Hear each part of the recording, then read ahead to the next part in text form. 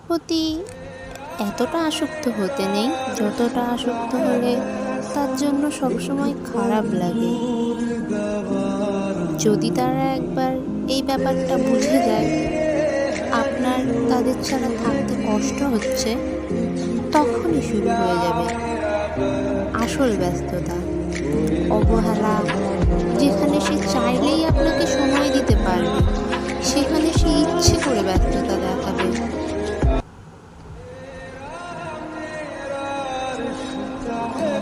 সে ভাববে ভালো তো বাসেই, যতই যাই হোক আপনি বেহায়ার মতো তার জন্য পড়ে থাকবেন।